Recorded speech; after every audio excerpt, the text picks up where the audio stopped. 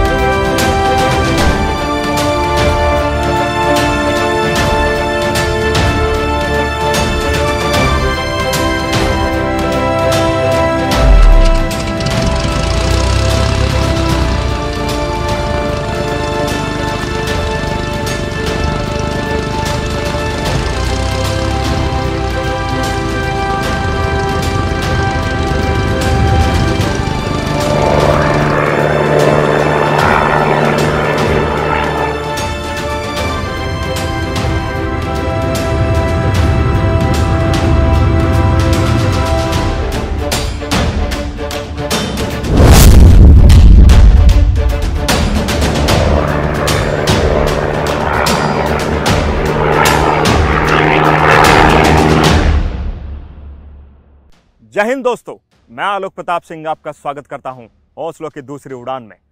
आज जिन शख्सियत से आप मिलने जा रहे हैं, हो सकता है उनसे मिलने के बाद में आपके मन के परिंदों को एक नई उड़ान मिल जाए, आपके सपनों को एक नई पहचान मिल जाए और आपके जुनून को एक नया मुकाम मिल जाए। तो आइए मिलते हैं भारतीय वायुसेना के ऐसे ही जाबाज अधिकारी से जिनका नाम है group captain Rajesh Sharma. Hi group captain Sharma, welcome to our show sir. जय हिंद, thank you very much. Sir, हमारे दर्शक आपके बारे में जानने को बहुत ही ज्यादा उत्सुक हैं, तो प्लीज आप अपने बारे में उन्हें कुछ बताइए। जय हिंद everyone, proud privilege for me to have come on this show. जैसा कि आपने बताया कि इस शो के माध्यम से जो हिंदी भाषी क्षेत्र है हमारे यूपी, बिहार, छत्तीसगढ़, मध्य प्रदेश, जहाँ पे आपका शायद ये चैनल अच्छा कवरेज वाला है, और जिन बच्चों को धमाकेदार इस जो अपने इंट्रोडक्शन दिया उसी के बाबत बोल रहा हूँ कि जिनको लगता है कि आगे अपने कैरियर ऑप्शंस के लिए वो क्या करना चाहते हैं, स्पेशली रिगार्डिंग डिफेंस फोर्सेस। सो उस बाबत मेरा अपना जनरली विचार है कि क्योंकि मैं खुद एक आम परिवार से आया हूँ and I belong to Pathankot, very small town in Punjab.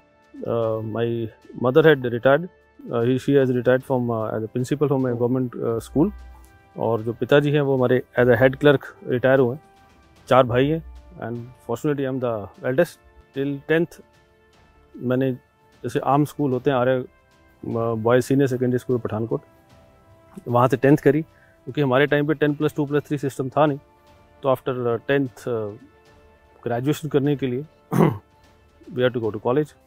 Okay, so I just went to the college, जहाँ पे मेरे पिताजी हेड क्लर्क थे, सो दैट थोड़ा इकोनॉमिकली हमें फ़ायदा मिलता उस चीज़ का। Right, so that was the reason. और इसी तरह ग्रेजुएशन हो गई, BSc। In 88 I finish my graduation and since then the life has been like this. Now another 8, 9, 10 months or so I'll be hanging my uniform, as they say. Oh, you are about to retire, sir? Yeah, I'll be retiring in on 30th June 2023. All right.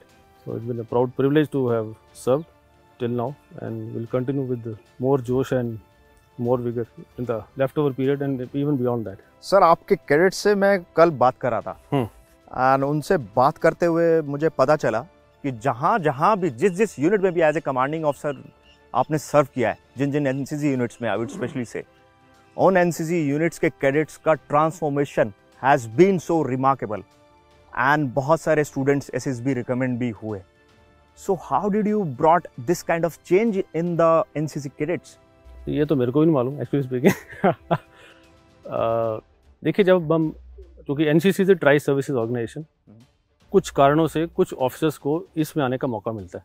जब आप active air force में रहते हैं तो generally training the civilian population is not our forte. I am wearing this uniform for one fine day when this country requires me to go to the borders or whatever do. Right, sir. Okay. I started this as a commanding officer in NCC. My first unit was number 1 Air NCC in Hisar in Haryana. Okay, sir. तो वहाँ पे जो मुझे माहौल मिला, जो I would say in civil term freedom मिली थोड़ी सी, Right. Within my rules regulation जो DG NCC ने ले डाउन करे हुए हैं, उसमें एम्स ऑफ NCC में सबसे आखिरी लाइन थी to motivate the young student to join defence forces. Great. तो जब मैं आपको एक छोटा सा एग्जांपल बताता हूँ, शायद मेरा 3rd या 4th मंथ था हिसार में, तो एक लड़का आया. I was told by my adjutant कि सर एक कैडेट आपसे मिलना चाहता है. मैं कैडेट? तो उस दिन पता लगा कि कैडेट को हम ट्रेन करते हैं. और I am telling you because rules regulation में पढ़ने में और प्रैक्टिकली में थोड़ा टाइम लगा मुझे to understand the whole gamut. So वो जब कैडेट आया मेरे पास तो कहता है सर जय हिंद सर. जय हिंद, बताइए. Sir I have been rejected और not recommended by SSB 11 times. 11 times. 11 times. He appeared in SSB. He had already appeared. Okay, sir. तो मैंने कहा भाई मेरे से क्या लेने हैं, how can I help you. ये सर नहीं, मुझे प्लीज़ गाइड कीजिए. मैं कहा यार हम 1-2 वाले हैं, तू 11 बार वाला है, तू बता मेरे को SSB में क्या होता है. Right. अंडरस्टूड. नहीं सर प्लीज़ आप बताएं सर.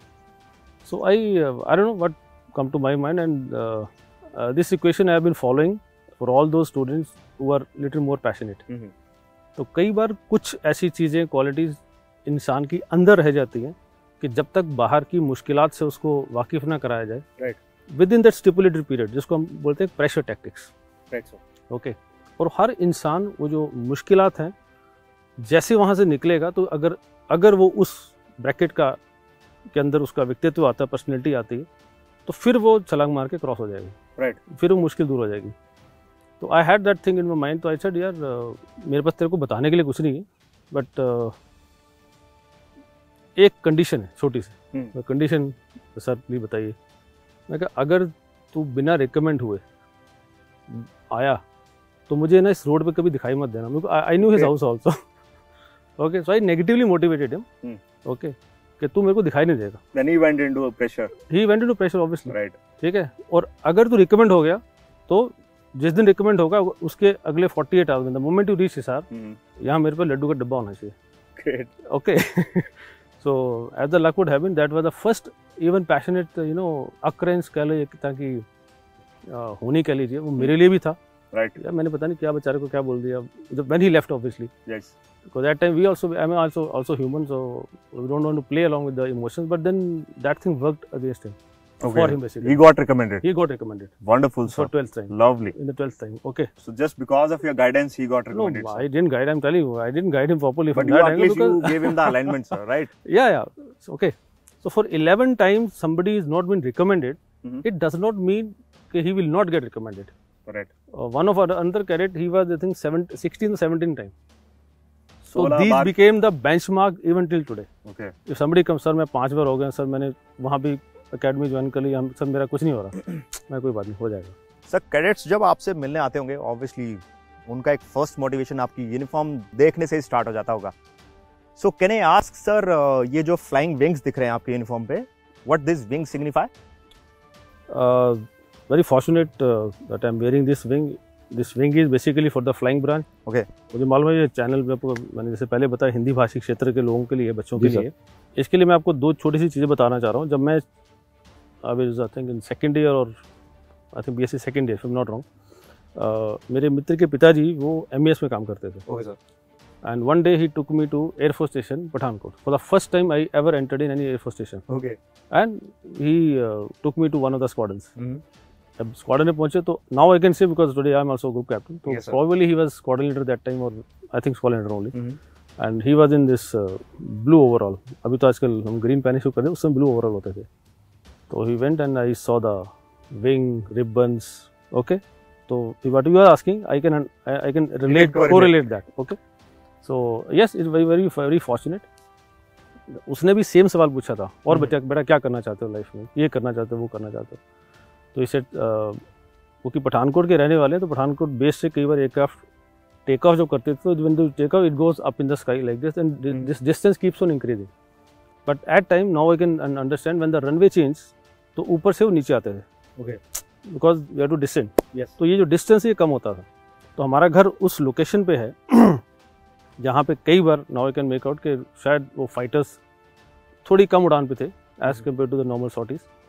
तो मैं चूँकि पतंगबाजी का थोड़ा शौकीन था उस समय, ओके, सो मुझे लगता था इसको मैं खींच के, मेरी बचकानी सी बात है या, बट देन एक थॉट उस समय मेरे माइंड में आई कि यार जो भी है इसको कोई तो चलाता होगा, राइट, कोई तो ह्यूमन होगा जिसकी 2 आंखें 2 हाथ 1 नाक ऐसा होगा। तो ये माड़ी चीज़, मतलब पंजाबी में, मतलब पंजाब हिंदी इंग्लिश तो बाद में आई हम लोगों को, तो मतलब ये माड़ी चीज़ तो नहीं आएगी, मतलब it is not that bad from that angle. And similarly एक दिन और उससे ऊंचाई पे, तब तक हमारी जो नॉलेज थी वो ये थी कि जिस एयरक्राफ्ट के पीछे से वाइट स्टिक्स नज़र आती हैं, now we know it is a contrail, but उस समय हम उसको रॉकेट बोला करते थे। शायद बहुत सारे बच्चे इस बात से पीछे धुआं छोड़ते जाते थे, तो हम बोलते ओए देखो रॉकेट जा रहा है, राइट। तो that is not rocket actually, that was contrails. Again same thought came, यार जो भी है पर कोई तो चलाता होगा इसको, राइट।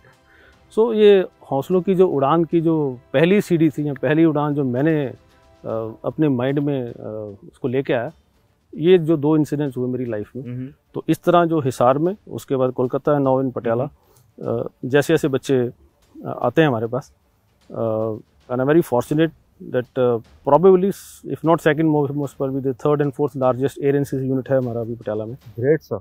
ओके, एंड जब हम जाते हैं एयर एनसीसी में लोगों को, बच्चों को एनरोल करने के लिए वेरियस स्कूल्स कॉलेजेस में, तो जिस तरह का एयर एनसीसी का इस समय वातावरण बना हुआ है अमंग एनसीसी यूनिट्स, बाकी भी अच्छा काम कर रहे हैं, army naval wing also, but air NCC में चूंकि कुछ चीज़ें ज़्यादा हैं जी, by virtue of an air component what you can say, right.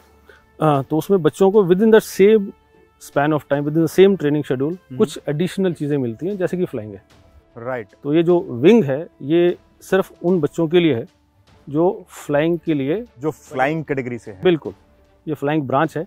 और उसका मैं जितने सुनने वाले बच्चे उनके लिए मैं बता दूं कि ये फ्लाइंग में बच्चा वो आ सकता है जिसके पास 12th में फिजिक्स और मैथ्स हो विद मिनिमम 70% मार्क्स। ओके, अगर आपके पास फिजिक्स और मैथ्स नहीं है +2 में, तो डिफेंस में या कहीं पे भी इंडिया में as of now you can not become an pilot. And एक टेस्ट भी आई थिंक वो जो लाइफ में एक बार होता है सर, वो एसएसबी में हमारे टाइम पे पीएबीटी बोलते थे, pilot aptitude ability test, now I think that is known as CPSS. Okay, तो यस यू आर राइट, उसकी एक ही बार मौका मिलता है क्योंकि लाइफ एक ही, यानी कि जिंदगी में एक बार बस। बच्चों के लिए जानना बहुत ज़रूरी है कि फिजिक्स और मैथ्स में 70% मार्क्स आपके 12th में होने चाहिए। उसके बाद चाहे आप बीए करिए, बीकॉम करिए, बीएससी करिए, बीटेक करिए, कुछ भी करिए।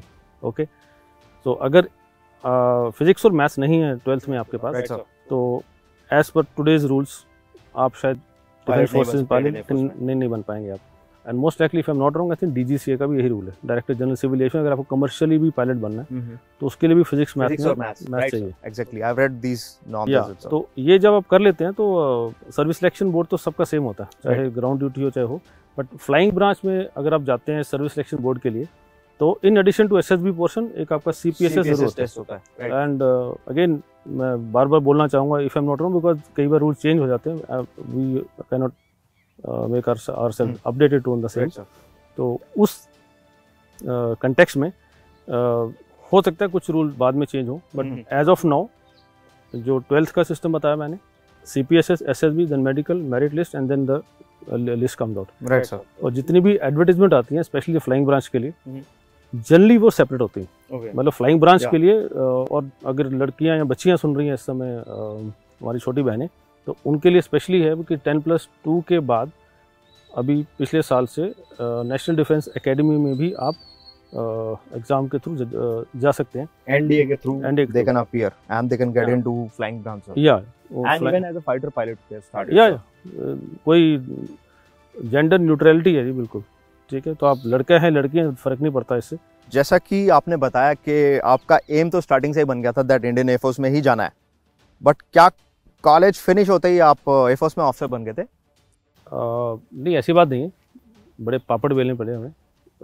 आई फिनिश माई ग्रेजुएशन इन 1988, और ये था मेरे मन में कि बिकॉज 4 भाई हैं, घर की कंडीशन बहुत अच्छी नहीं थी। I had scholarship from 3 universities if I wanted to pursue my further studies, MSc and all that. Like उसके लिए स्कॉलरशिप भी था, बिकॉज 8th and 10th second year final में हम लोग आए थे यूनिवर्सिटी में, हमारा बैच अच्छा था उस समय एबी कॉलेज का। लेकिन मेरे को ये था मैं अपने फैमिली पे किसी तरह का मैं फाइनेंशियली बर्डन ना बनूं, राइट, क्योंकि उसका खामियाजा शायद छोटे भाइयों को भी शायद सहना पड़ता।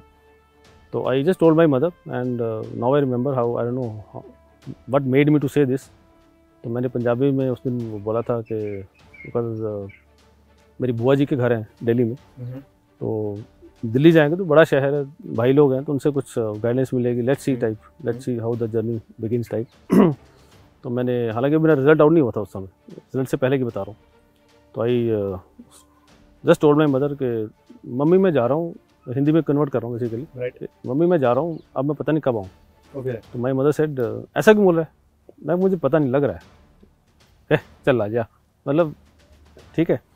सो that's how I left Pathankot, but in my mind was जो मेरे को पहली अपॉर्चुनिटी मिली मैं छोड़ूंगा नहीं। Okay, and what was that sir? And Delhi में पहुंचे तो दिल्ली में जिस प्रोफेशन में मेरे ब्रदर्स थे उनसे एक बार मैंने बात करी और दे टुक मी टू देयर ऑफिस, और एक ऐसी विजिट के दौरान कुछ अच्छा लगा तो उन्होंने बोला ठीक है इस कंपनी में जाके एक इंटरव्यू दे दो। एंड ये मैं हर उस बच्चे के लिए दोबारा बताना चाहता हूँ, that was my first interview of the life, okay, my first interview. And you know what the question was asked? He was, I think, managing director of a company, and he asked, okay Mr. Sharma, please can you speak on Mrs. Indira Gandhi for 5 minutes?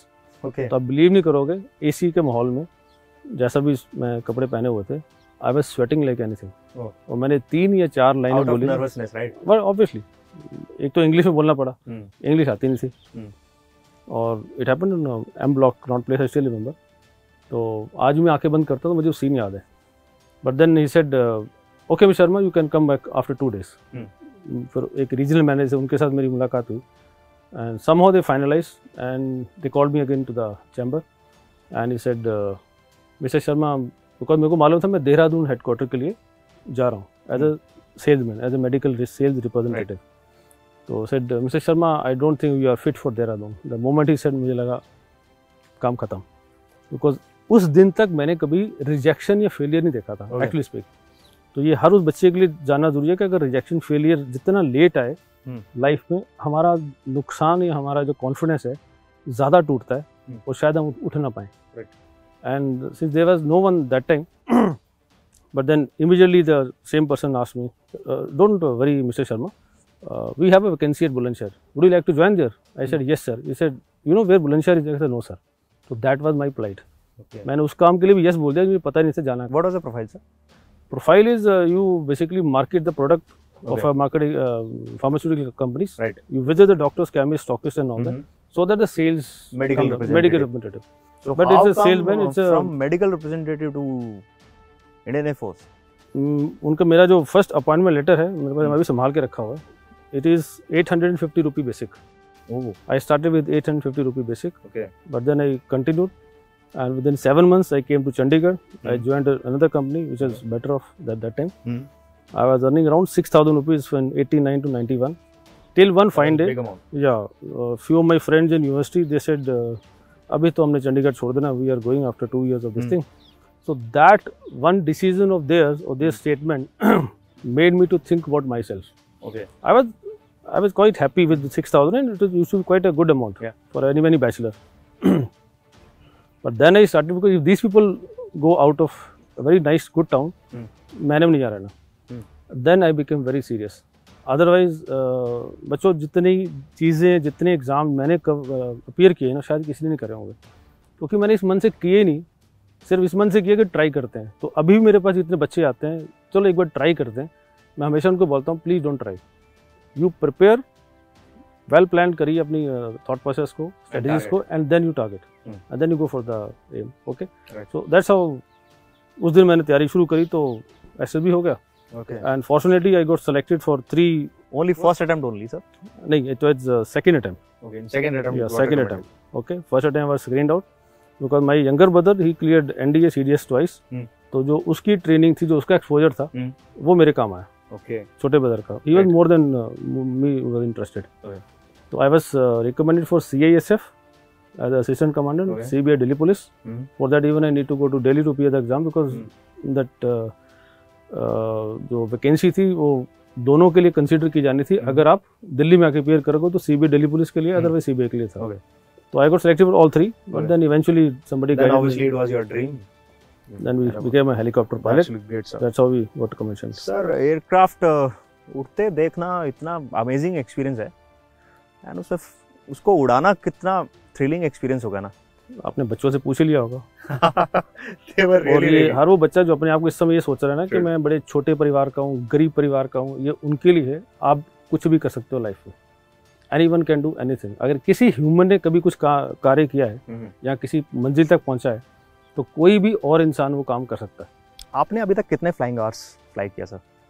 Approximately 4.5 साल। Great sir, this is a big number I would से। It's a part and parcel of duty. I mean, it's not a big or small. It is the opportunity. जितनी बार आप flying, I mean, you should remain fit basically. That is the more than required.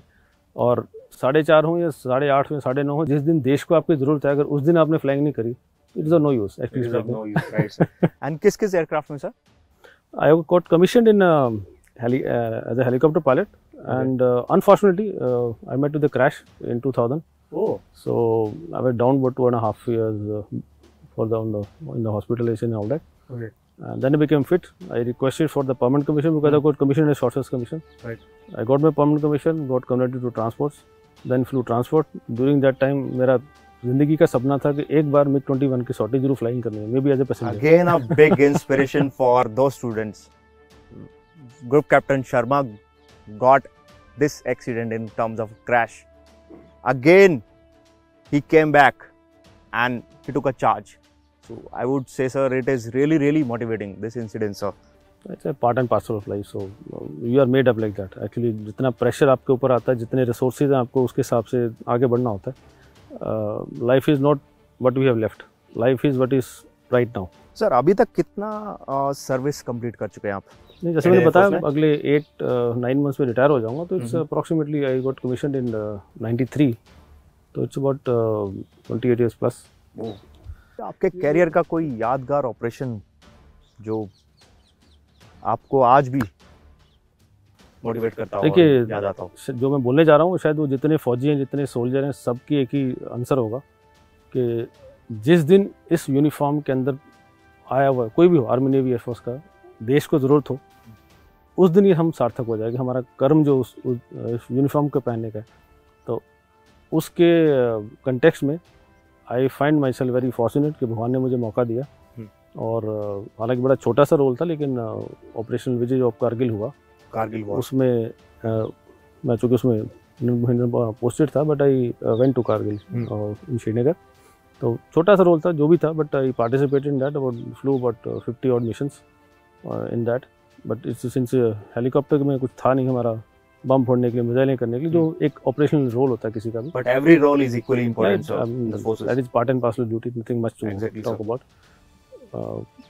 But basically है कि आपको जो machine मिली है, उस machine से आप कितना अच्छा काम कर सकते हैं, जो Exactly. रोल है। तो ये दूसरा पॉइंट मैं बताता हूँ बच्चों की, आपको आपका जो रोल है इन अचीवमेंट ऑफ योर गोल, वो अगर जिस दिन समझ में आ जाए तो आपकी लाइफ इज सेटल। Right. कुछ भी हो, I am just not think कि आप फौजी अफसर ही बनो या जवान बनो तभी आपकी लाइफ कंप्लीट है, ऐसा नहीं है। आप कुछ भी काम करें, अगर आपको उसमें मज़ा आ रहा है, आपका पैशन है, आपको खुशी मिल रही है दिल से, so you are at right place. ठीक है, don't talk about anything else. Sir जिस यूनिट को आप अभी कमांड कर रहे हैं, आप और आपकी टीम मिलकर उन एनसीसी कैडेट्स को अभी कैसे ट्रेन कर रहे हैं? This is the most pertinent question as far as NCC goes actually. Sir. NCC में 2 तरह के विंग होते हैं, जूनियर डिवीजन और senior division. Right, junior sir. Division 2 साल का है, जिसके लिए सर्टिफिकेट के लिए जाना पड़ता है, और बाकी 3 years का है हमारा सर्टिफिकेट कोर्स, सी सर्टिफिकेट, जिसकी वैल्यू है। Okay. जिसकी वजह से अगर आप मिनिमम बी ग्रेड में अगर एयर एनसीसी, आर्मी या नेवल एनसीसी कर लेते हैं, तो आपको डायरेक्ट एसएसबी के लिए एक अपॉर्चुनिटी है। यहाँ कोई एंट्रेंस की जरूरत नहीं है आपको। Alright. Okay, having said that, जो हमारा स्टाफ है वो एयरफोर्स में डिफरेंट स्पेसिफिक ट्रेड का स्टाफ है। जो जीटीआईज है हमारे ट्रेनिंग इंस्ट्रक्टर्स, वो ड्रिल और शूटिंग में उनको हेल्प करते हैं। मैं JW Ashok Kumar Jha. Foot drill हम यहाँ इसलिए सिखाते हैं कि लोगों को एक साथ कंट्रोल करने के लिए हमें फुट ड्रिल की ज़रूरत पड़ती है। दूसरा, ये लोगों में इमीडिएट एक्ट करने की प्रवृत्ति डालता है। तीसरा, ये सेल्फ रिलायंस के लिए बहुत ज़रूरी है और ये अनुशासन को डेवलप करता है। इसके लिए हमें फुट ड्रिल की डिफेंस में स्पेशली और हमारे यूथ में इसकी ज़रूरत पड़ती है, इसलिए हम ये सिखाते हैं। आपने जैसे कल मिले होंगे आप बाकी स्टाफ से भी, कोई एयरफ्रेम के हैं, कोई इंजन के हैं, ओके, तो वो स्टाफ जो है वो एयरक्राफ्ट में जो चीज़ें चाहिए हमें मेंटेनेंस करने के लिए, ओके, फ्यूल भरने के लिए, क्वालिटी स्टैंडर्ड मेंटेन करने के लिए, to make the aircraft serviceable so that we can fly with the cadets as a pilot, वो काम उनका है। But in addition to that additional responsibility उनकी है कि वो उस एक सब्जेक्ट को भी बच्चों को पढ़ाते हैं। ओके सर, ओके, बिकॉज कल मैं देख रहा था when they were looking into the another chopper and one of the officer who was the owner of that chopper, he was asking ये क्या they were telling each and everything. See instruments generally सभी aircraft में same होते हैं, altimeter, air speed indicators, compass, vertical speed indicator, artificial horizon and whatever. Okay, तो virus SW-82 जो हम flying करते हैं, इस ये भी छोटा सा एक माइक्रोलाइट है, बिकॉज 500 किलो से कम इसका वेट है, और इसका मौका हर एयर एनसीसी के बच्चे को मिलता है। We are supposed to fly about 10% of the total strength of JDZW, and there are 2 sorties minimum for second year and 3 sorties minimum for the third year candidates. Okay, sir. Cadets. Okay. So बाकी staff इसी उसमें उनको help करता है, okay. Not only for that activity, but to train them as well.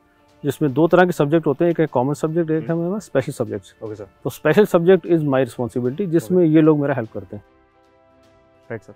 Common subject में जो help करते हैं वो हैं जो रिस्पेक्टिव स्कूल्स, कॉलेजेस, यूनिवर्सिटीज के जो टीचर्स हैं, जिसको हम केयर टेकिंग ऑफिसर बोलते हैं। अगर वो ट्रेनिंग करके आते हैं उसको एसोसिएट एनसीसी ऑफिसर्स बोलते हैं। तो in addition to whatever they doing as a professor, teacher and all, एक एडिशनल रिस्पॉन्सिबिलिटी उनकी होती है उन कैडेट्स को जो उनके अंडर हैं, उनको वो कॉमन सब्जेक्ट भी पढ़ाएं। आपने अपनी लाइफ में बहुत सारे ऑब्स्टिकल्स एंड डाउनफॉल्स फेस किए होंगे, उन सबको स्ट्रेंथ में कैसे तब्दील किया आपने सर? इसका एक छोटा सा एग्जांपल दूंगा, थोड़ा लंबा ना हो तो। सब अभी जो बच्चे देख रहे होंगे शायद उनके लिए बड़ा हैरानी का विषय होगा, क्योंकि आज की डेट में अगर मैं पायलट बनना चाहता तो शायद नहीं बन पाता, to tell you very frankly. It is good that historical perspective. 12th में मेरे पास PCM था, बट आई स्कोर्ड 48%। या 48%, you must remember this figure. Okay, तो आप सारे 84 वाले होंगे, 60 वाले होंगे, 70 वाले होंगे, you must remember after 48%, because उस समय मेरे पास चॉइस थी, मैं ये साल ड्रॉप कर दूँ। ओके, तो मैंने फिजिक्स का जो प्रैक्टिकल था, आई डोंट नो वो थॉट प्रोसेस मेरे मन में कैसे आया कि अगर मैं प्रैक्टिकल ड्रॉप कर दूंगा तो मैं फेल हो जाऊंगा। बट उस दिन मेरे मन में जो थॉट आया, इट टोल्ड मी कि शर्मा जी, आपकी लाइफ में कभी कोई रिवर्स गियर नहीं होगा, you have to move forward, and that's how I learned in life.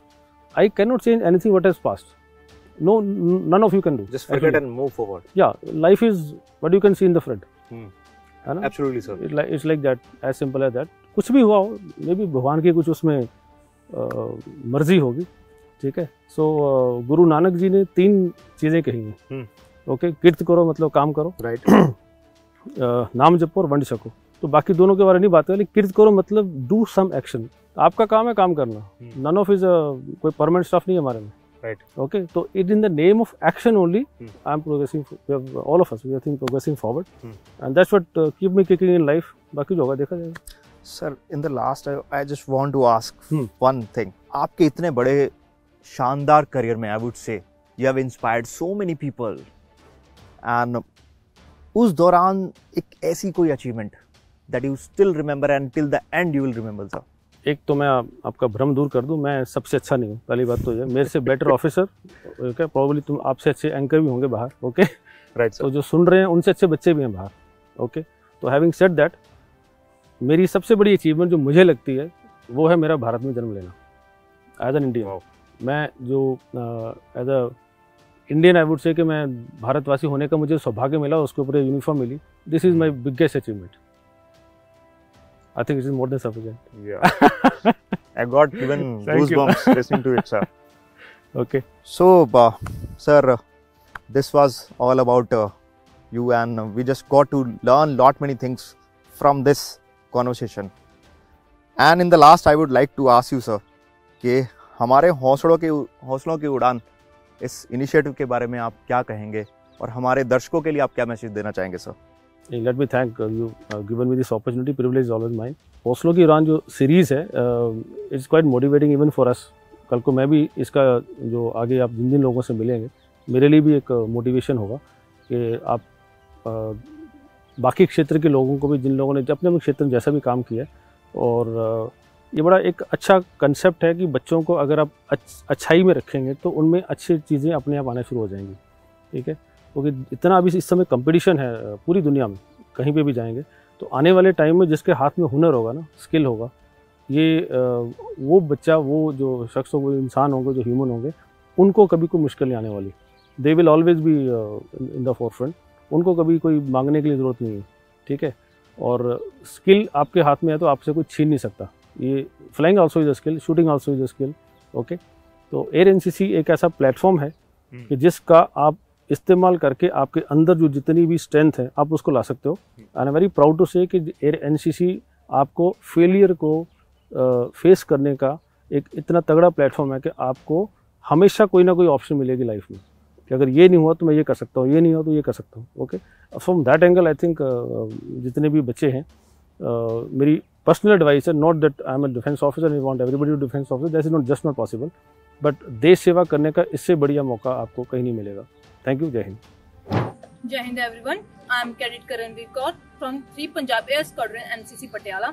मैं शुरू से ही एयरफोर्स ज्वाइन करना चाहती थी, उसका डबअप का पार्ट होना चाहती थी, और ग्रुप कैप्टन राजेश शर्मा ने हमारी हर वो मदद की जो कि हमें उसका डबअप का पार्ट बनाए। जैसे कि सर कहते हैं, टेक ऑफ हर कोई कर सकता है, लेकिन लैंडिंग ही डिसाइड करती है कि हम एक अच्छे पायलट हैं या नहीं। Thank you. And in the last, I would address the public who are viewing us, जो हमें देख रहे हैं, उन दर्शकों के लिए मैं कुछ कहना चाहूँगा। चल चला चल चल चला चल चल चला चल राही रे, आगे है रास्ता तेरा, पीछे बस तबाही रे, गिर कर उठेगा तू, मर कर जगेगा तू, तपती हुई लो से डटकर भिड़ेगा तू, चल चला चल चल चला चल चल चला चल राही रे, आगे है रास्ता तेरा, पीछे बस तबाही रे। जय हिंद।